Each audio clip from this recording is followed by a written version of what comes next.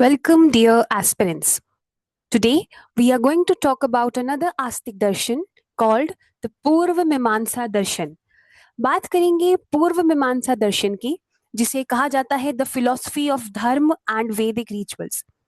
जानेंगे क्या है पूर्व मीमांसा और क्यों इसे पूर्व कह के नाम दिया गया है. सो, without any further delay, let's begin today's class. पूर्व मीमांसा, द साइंस ऑफ वैदिक इन्वेस्टिगेशन. देखिए, इस दर्शन का नाम है द साइंस ऑफ वैदिक इन्वेस्टिगेशन. द वर्ड मीमांसा इटसेल्फ मीन्स इन्वेस्टिगेशन. अब इन्वेस्टिगेशन ऑफ व्हाट? मीमांसा का मतलब है इन्वेस्टिगेट, बट इन्वेस्टिगेशन करनी किसकी है? तो यहां बात हो रही है इन्वेस्टिगेशन ऑफ द वैदिक टर्मिनोलॉजीज. यानी हम यहाँ बात करेंगे वैदिक टर्मिनोलॉजीज की, वेदों में लिखे बातों की, और जानेंगे कि क्या है उसका एक्चुअल मीनिंग, और समझेंगे कि क्यों पूर्व मीमांसा एक अलग दर्शन बना, जबकि हमारे पास ऑलरेडी अभी तक कितने दर्शन हो चुके हैं? 4 दर्शन ऑलरेडी हो चुके हैं. So let's start and talk about पूर्व मीमांसा, द साइंस ऑफ वैदिक इन्वेस्टिगेशन. Founder and foundation. पूर्व मीमांसा के फाउंडर हैं सेज जैमिनी. इन्होंने मीमांसा सूत्र लिखा, जो कि है इसका कोर टेक्स्ट. इनका पर्पस था to investigate dharma through critical analysis of Vedic ritual injunctions, not theology but duty. Jaimini Muni ने सोचा कि जो धर्म है वो एक्चुअली में है क्या, वेद धर्म को कैसे डिफाइन करते हैं, क्या वो सिर्फ यही है कि वो कौन सा काम कर रहा है, या वो ये है कि आप कैसे दूसरों के साथ ट्रीट कर रहे हैं. एक्चुअली में धर्म का क्या अर्थ है, इसे समझने के लिए सेज जैमिनी ने मीमांसा दर्शन की स्थापना की. इनने बोला कि वेद होता है अपौरुषीय. वेद को किसी ने लिखा नहीं, किसी ने उसकी सृष्टि नहीं की है. वेद ईश्वर द्वारा भेजा हुआ वो ज्ञान है जो हम मनुष्यों के लिए बना है. ऋषियों को ये ज्ञान उनके मेडिटेशन, उनके ध्यान में मिला, और फिर उन ऋषियों ने जब उसको कलम बंद यानी उस चीज को लिख दिया, तो वो हो गए उस पर्टिकुलर मंत्र के ऋषि. देखिए, ये बात बहुत टेक्निकल है और लोग बहुत कंफ्यूज होते हैं कि वेदों के फाउंडर कौन है. तो ये बहुत ही गलत क्वेश्चन है, ये बहुत ही गलत तरीका है इस चीज को समझने का. वेदों को कोई फाउंडर नहीं होता, वेदों का कोई ऑथर नहीं होता. वेदों का सिर्फ आप ये कह सकते हैं कि कौन से सूक्त का कौन ऋषि है. ऋषि होते हैं मंत्र दृष्टा, ना कि मंत्र सृष्टा. इसका अर्थ है they have seen the mantra but they have not written them. तो ये है एक्चुअली अपौरुषेय का मतलब.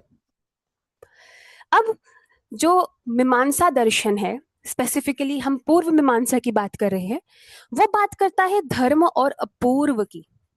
धर्म क्या है? मीमांसा के अकॉर्डिंग धर्म कोई मॉरल वैल्यू या मॉरल वेग आइडियल नहीं होता. ये है वैदिक injunction, a specific duty indicated by the spiritual command. देखिए, एक चीज आप समझ लीजिए कि जो मीमांसा दर्शन है ना, वो वेदों को एज इट इज सब कुछ मानता है. वेदों से ही वो अपनी सारी सॉल्यूशंस को डिकोड करता है.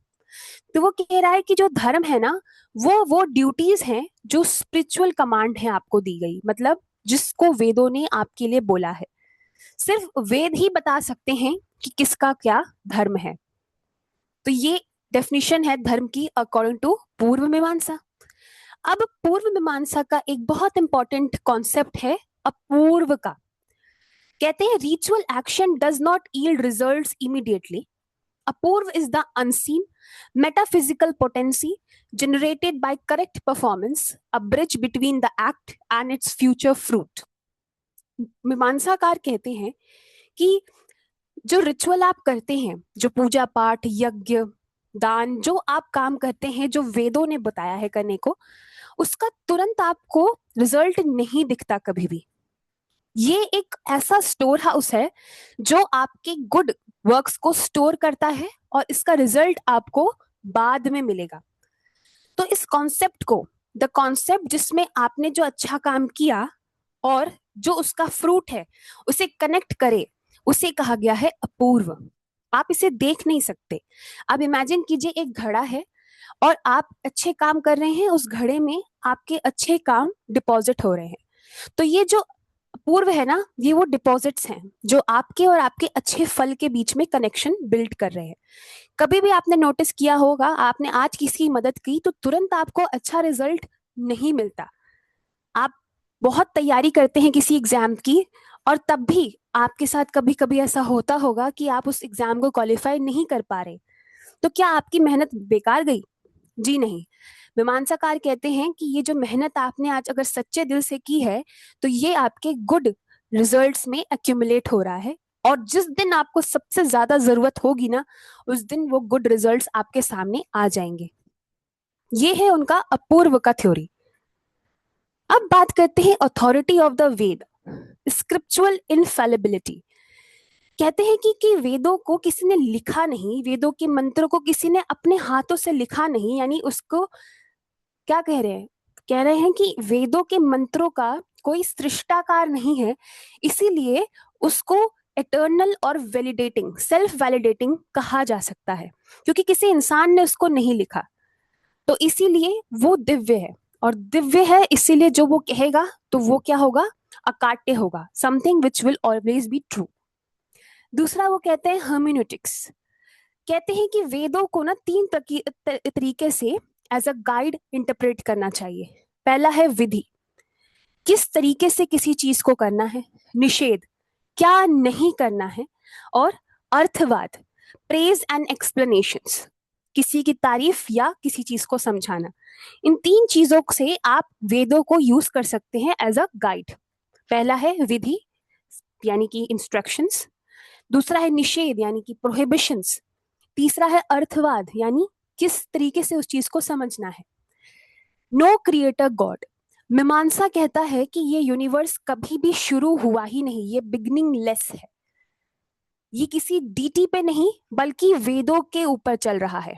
उनका मानना है कि ये जो वेद है ना, ये एनर्जी क्रिएट करते हैं और इसी से हमारी संसार, हमारा सृष्टि, हमारा विश्व चल रहा है। वो ईश्वर की सत्ता को नहीं मान रहे हैं। प्रमाण की बात करते हैं तो मीमांसा सबसे ज्यादा 6 प्रमाणों को मानता है। Perception, inference, testimony, comparison, postulations and non perception.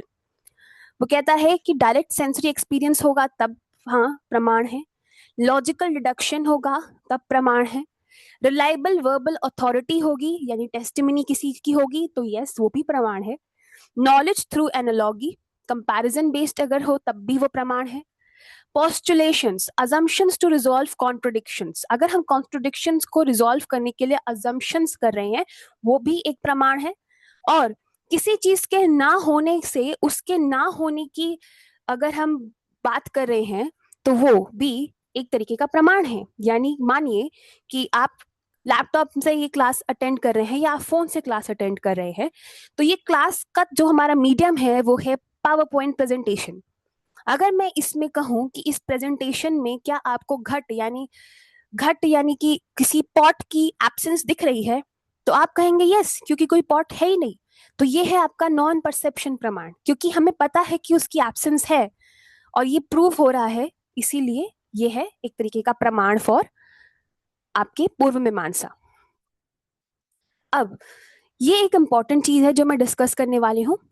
जब बात करते हैं पूर्व मीमांसा की तो दो बहुत बड़े आचार्यों के मत ने इस पूरे स्कूल को दो बड़े बड़े डिविजन्स में बांट दिया है। एक है भट्ट स्कूल और दूसरा है प्रभाकर स्कूल। भट्ट स्कूल को कुमारिल भट्ट ने फाउंड किया था और प्रभाकर स्कूल को प्रभाकर मिश्र ने फाउंड किया था। जो प्रभाकर का मत है यानी जो प्रभाकर की आइडियोलॉजी है उसे कहा जाता है अन्विताभिधानवाद, और जो भट्ट का मत है उसे कहा जाता है अभितान्यवाद, अभितान्वयवाद। अब इनमें डिफरेंस क्या है? सबसे पहला है कि भट्ट बोलते हैं कि 6 प्रमाण हम एक्सेप्ट करते हैं, जबकि प्रभाकर कहते हैं कि नहीं, हम 5 ही प्रमाण एक्सेप्ट करते हैं। वो कहते हैं जो लास्ट का प्रमाण है नॉन परसेप्शन, ये क्या भी प्रमाण है, ये तो परसेप्शन में ही आ गया ना, कि आप जो चीज नहीं देख रहे हो वो आपको पता ही है क्यों नहीं देख रहे, क्योंकि आपके चक्षु, योर आईज, वो भी तो एक तरीके के आपके सेंस ऑर्गन ही है। इसलिए प्रभाकर कहते हैं कि नहीं भाई, मेरे लिए तो 5 प्रमाण है। फिर भट्ट कहता है कि consciousness is an objective quality of the self, और प्रभाकर कहते हैं कि नहीं, it is the mandatory nature of injunctions. इसका मतलब ये है कि जो प्रभाकर का मत समझते हैं पहले, वो कहते हैं कि ये जो आपका कॉन्शियसनेस है या जो आपकी आत्मा वगैरह है, ये तो सिर्फ इसीलिए है क्योंकि इंजंक्शंस यानी वेदों से वो चीज उद्भूत उद्भूत हुई है। वो कह रहे हैं कि जो वेद है ना, वही इन सब चीजों का कारण है। ये किसी भी अदर देन वेद के पार्ट को मानते ही नहीं है।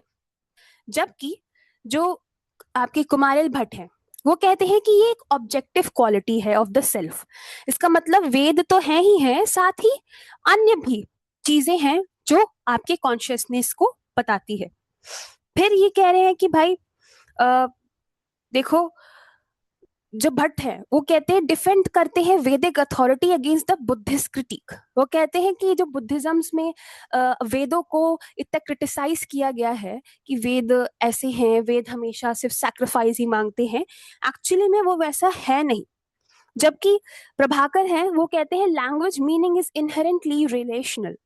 उनका मानना ये है, देखिए इसको थोड़ा सा समझते हैं। प्रभाकर कहते हैं कि शब्द का कोई स्वतंत्र अर्थ नहीं होता, शब्द हमेशा किसी कार्य या क्रिया से जुड़ा होने पर ही अर्थ देता है। यानी कि इनका मतलब है कि अगर कोई वर्ड किसी कार्य यानी किसी वर्ग या किसी वर्ब से जुड़ा ना हो तो उसका कोई अर्थ नहीं निकलेगा। जबकि भट्ट इसके कॉन्ट्रडिक्ट में कहते हैं कि नहीं भाई, शब्द का अपना भी एक मतलब होता है। ये थोड़ा सा डीप में जा रहा है बात, लेकिन आप इससे ज्यादा आपके लिए इंपॉर्टेंट ये है कि 6 प्रमाण भट्ट मानता है और 5 प्रमाण प्रभाकर मानता है। फिर अब हम बात करते हैं अगर मोक्ष की, यानी कि ये कॉन्शियसनेस की जो बात करता है, प्रभाकर कहते हैं कि मोक्ष जो है ना, वो पूरी तरह से दुखों का अंत है। और कुमारिल भट्ट कहते हैं कि मोक्ष केवल दुखों का अंत नहीं है, बल्कि एक परम आनंद की अनुभूति भी है। तो वही कह रहा है, consciousness is an objective quality of the self, लेकिन प्रभाकर कहते हैं कि नहीं, it is a mandatory nature of injunctions. तो ये इनके बीच में ना बहुत डिफरेंसेस हैं। लेकिन फिर भी आप देखेंगे कि ये दोनों ट्रेडिशंस बहुत पॉपुलर हुए पूर्व मीमांसा के अंदर। और जैसा मैंने बताया कि भट्ट के स्कूल को कहा जाता है अभितान्यव, और प्रभाकर के स्कूल को बोला जाता है अविताभिधान। और इनका यही है कि words first denote individual meanings then combine into sentence meaning. Bhatt कहते हैं शब्दों का अपना खुद का एक मतलब होता है, और फिर जब वो शब्द दूसरे शब्दों से मिलकर सेंटेंस बनाएंगे तब वो एक कंबाइंड मीनिंग देते हैं। जबकि प्रभाकर कहते हैं कि जी नहीं, शब्दों का कोई खुद का अर्थ नहीं होता और सेंटेंसेस ही एक सेंस बनाते हैं। तो ये जो दो स्कूल्स में बहुत बड़ी डिफरेंस है, वो एक्चुअली में यही है, द लैंग्वेज ऑफ मीनिंग के ऊपर। दोनों स्कूल जबकि एक साथ खड़े होते हैं, यूनाइटेड हो जाते हैं जब भी बात आती है वेदों के अगेंस्ट अगर कोई भी दर्शन बोलता है तो। जैसे कि बुद्धिस्ट और जैनिज्म का जब राइज हो रहा था, तब दोनों जो डिविजन्स हैं, भट्ट और प्रभाकर, दोनों ने साथ मिलके अपने इस वेदों की अथॉरिटी को डिफेंड किया था। God and liberation, ritual atheism, sacramental atheist, यानी कि मीमांसा क्या करता है, ये नहीं कहेगा कि गॉड एग्जिस्ट नहीं करते, बट ये कह रहा है कि जो नेम्स है ना, वो मंत्रों की वजह से आए हैं। वही बात है, उनके लिए वेद बहुत इंपॉर्टेंट है। वो कहते हैं ये कोई इंडिपेंडेंट क्रिएचर्स नहीं होते, ये सिर्फ एक रिचुअल एफिकेसी है, यानी कि हम जो मंत्र का उच्चारण करते हैं उसी में वही देवता है बेसिकली उनके लिए। लिबरेशन, मोक्ष की जब बात होती है तो लिबरेशन यानी मोक्ष इनके लिए है कार्मिक साइकिल से फ्रीडम पाना। और ये तभी हो सकता है जब आप सब रिचुअल्स को फॉलो कर रहे हैं और फॉरबिडन एक्ट्स को अपनी लाइफ से निकाल चुके हैं। ये है कुछ इंपॉर्टेंट टेक्स्ट और उनके ऑथर्स जो पूर्व मीमांसा से रिलेटेड हैं, जिसमें बहुत ज्यादा इंपॉर्टेंट है जैमिनी का मीमांसा सूत्र और कुमारिल भट्ट का श्लोक वार्तिक। शब्र शब्र स्वामिन ने भी लिखा है शाब्र भाष्य। कुमारिल भट्ट का एक और किताब है तंत्र वार्तिक। कुमारिल भट्ट के बाद प्रभाकर मिश्र, ये वही है भट्ट और मिश्र, भट्ट और प्रभाकर जो स्कूल के हैं। प्रभाकर मिश्र ने लिखा है बृहति। पार्थ सारथी मिश्र ने लिखा है शास्त्र दीपिका। और आप देव ने लिखा है मीमांसा न्याय प्रकाश। ये बहुत इंपॉर्टेंट है, आप इसे गो थ्रू कर लीजिए। मीमांसा सूत्र तो आपको याद ही हो गया होगा कि जैमिनी ने लिखा था। मॉडर्न रेलेवेंस देखें तो सबसे पहले आता है कि हर्मेन्यूटिक्स। मीमांसा बहुत इंपॉर्टेंट रोल प्ले करता है संस्कृत ग्रामर, लिंग्विस्टिक्स और टेक्सचुअल क्रिटिसिज्म्स में। धर्मशास्त्र ये बताता है हिंदू लॉ, जो हमारे वेद, हमारे पुराण शास्त्रों में लिखे गए हैं। ऑर्थोडॉक्स डिफेंस ये कहता है कि भाई लॉजिकल स्ट्रक्चर्स जो है वो बने गए थे वैदिक अथॉरिटी को डिफेंड करने के लिए अगेंस्ट बुद्धिस्ट, जैन और चारवाक के चैलेंजेस के लिए। तो ये जो इन्होंने लॉजिकल स्ट्रक्चर्स का यूज किया, इससे भी हमारे को कई बार ये देखने को मिलता है कि कैसे लॉजिकल रीजनिंग यानी शास्त्रार्थ वगैरह को यूज करके बड़े बड़े विद्वानों ने अपना मत सिद्ध किया है। कुछ प्रैक्टिस क्वेश्चंस देखते हैं जो इंपॉर्टेंट है। अपूर्व का सिद्धांत, school comparison between Bhatt and Prabhakar, जिसमें प्रमाण और लैंग्वेज ही सबसे इंपॉर्टेंट है। एक 5 प्रमाण मानता है, एक 6। एक कहता है कि भाई लैंग्वेज में वर्ड्स का अपना मतलब होता है और सेंटेंस के साथ उसका मतलब उसी हिसाब से मोल्ड हो जाता है। जबकि एक कहते हैं कि भाई वर्ड्स का इंडिपेंडेंट मीनिंग एग्जिस्ट ही नहीं करता, वो तभी एग्जिस्टेंस में आएगा जब वो सेंटेंस में यूज होगा। गॉड और वेद की बात की जाए तो गॉड को वो as a source of liberation नहीं मानते। वो कहते हैं वैदिक अथॉरिटी में जो मंत्र है वही गॉड है, और बस उसी को रिग्रेस प्रैक्टिस करने से, वेदों में बताए हुए काम को करने से ही आपको मोक्ष प्राप्त हो जाएगा। So Mimamsa transformed ritual into a structured science of language and duty, one of the most sophisticated epistemological and hermeneutical traditions in the world philosophy.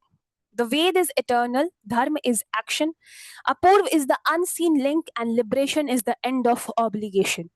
यही है कोर इनसाइट ऑफ पूर्व मीमांसा। ये बहुत ही इजी और सिंपल दर्शन है।